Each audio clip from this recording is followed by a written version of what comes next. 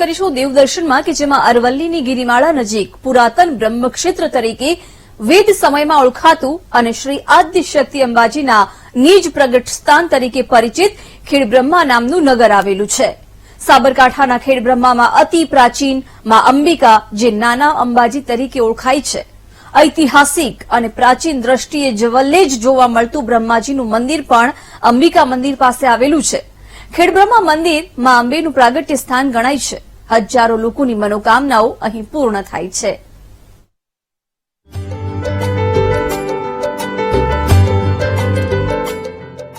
નાના અંબાજી તરીકે જગવિખ્યાત અંબેમાનું મંદિર સાબરકાંઠા જિલ્લાના ખેડબ્રહ્મા નગરમાં આવેલું છે।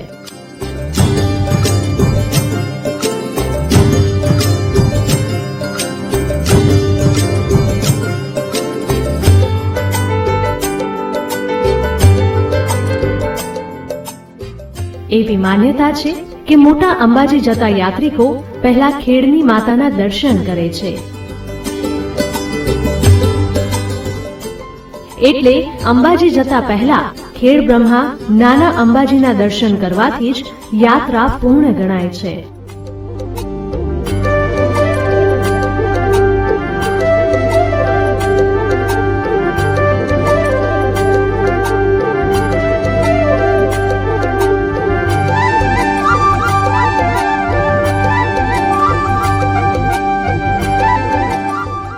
બ્રહ્માજી વતી વિશ્વકર્માએ યજ્ઞ કરવા માટે જે જગ્યાએ સોનાના હળથી ખેડ કરી હતી તે પવિત્ર ભૂમિ બ્રહ્માની ખેડ તરીકે ઓળખાય છે અને કાળક્રમે આ ભૂમિ એટલે આજનું ખેડબ્રહ્મા।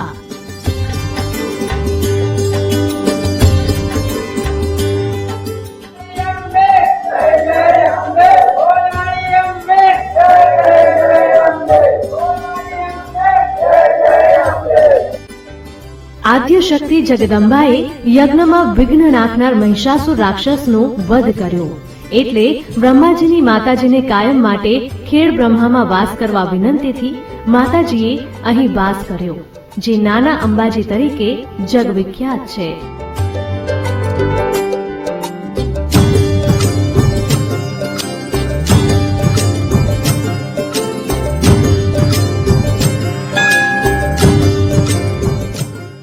કમલા સ્વરૂપ ખેડબ્રહ્મા માતાજીના દર્શન કરવા દર પૂનમે દૂર દૂરથી હજારો શ્રદ્ધાળુઓ મંદિરના ચાચર ચોકમાં વહેલી સવારથી ઉમટી પડે છે। માતાજી પર અમને અખૂટ શ્રદ્ધા અને વિશ્વાસ છે। અમારો પરિવાર દર પૂનમ અને જ્યારે પણ માતાજીના દર્શન કરવાની ઈચ્છા થાય ત્યારે અમે અહીંયા આવીએ છીએ। અમારી માનતાઓ પણ માતાજી પૂરી કરે છે અને અમને અખૂટ વિશ્વાસ છે માતાજી ઉપર।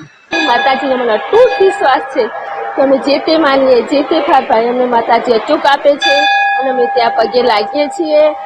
એમ જ અમને માતાજી પર વિશ્વાસ પૂરેપૂરો છે। માતાજીની અખૂટ શ્રદ્ધા છે અમારા પરિવાર ઉપર। અહીંયા દર્શન કર્યા પછી અમારા મનની અંદર શાંતિ અને ઘર પરિવારની અંદર સુખ શાંતિ થાય છે। બરોબર, વર્ષોથી અમે અહીંયા દર્શન કરવા આવીએ છીએ। પહેલા પરિવાર સાથે પહેલા આવતા હતા, અત્યારે પણ પરિવાર સાથે જ આવીએ છીએ। અમારા કુટુંબની અંદર કોઈ પણ હોય, કોઈની બાબરી ઉતરાવવાની હોય, કોઈ પણ, એ બધા જ પ્રસંગો અમારે અહીં થતા હોય છે। અંબિકા માતાજીનું પુરાતન કાળ મંદિર બ્રહ્મક્ષેત્ર નગરમાં એટલે બ્રહ્માજીના ક્ષેત્રમાં છે, જ્યાં બ્રહ્માજીનું પણ મંદિર છે, માટે ખેડબ્રહ્માને બ્રહ્માની ખેડ તરીકે પણ લોકો જાણે છે। મંદિરમાં વર્ષોથી અખંડ દીપ જ્યોતની પૂજન વિધિ કરવામાં આવે છે।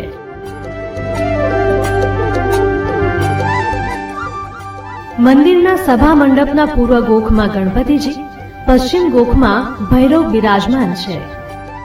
ચોકની આસપાસના સભા મંડપમાં દેવદેવીઓ અને પૂર્વમાં નીચે માં બહુચરાજી બિરાજમાન છે।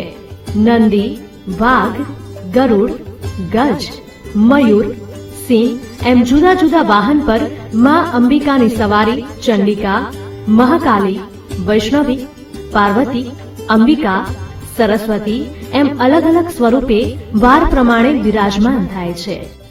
ખેડબ્રહ્માની અંદર નાના અંબાજી તરીકે માં જગદંબાનું પ્રાગટ્ય સ્વરૂપ છે। જેમ અંબાજીમાં યંત્ર સ્વરૂપે જેમ પૂજા થાય છે, અહીંયા દરેક ભગવાનના જુદા જુદા વાહન તરીકે માં જગદંબાને બિરાજમાન કરેલા છે।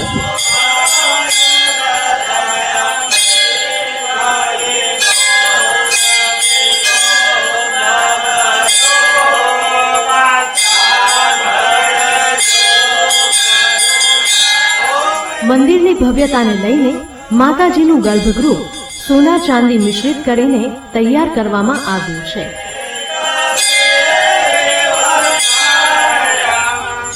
માતાજીના સિંહાસન અને દરવાજાને સોનાથી મઢવામાં આવ્યા છે.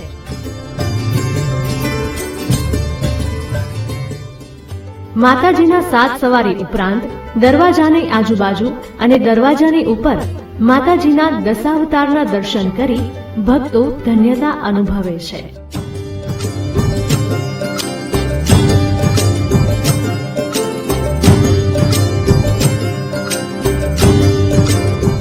અહીંયા ભક્તોની પણ ભીડ જોવા મળે છે.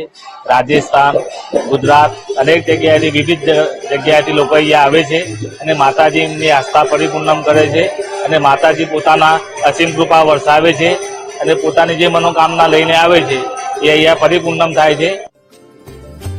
જગત જનની માં અંબાના દર્શન માટે ચૈત્રી નવરાત્રી નિમિત્તે ખૂબ મોટી સંખ્યામાં ભક્તજનો તેમજ શ્રદ્ધાળુઓ આવે છે. મંદિરમાં દર્શનાર્થીઓ માટે પૂજા અને હોમ હવન કરવામાં આવતા હોય છે. ભાવિક ભક્તજનો ખૂબ મોટી સંખ્યામાં દર્શનનો લાભ મેળવી ધન્યતા અનુભવે છે.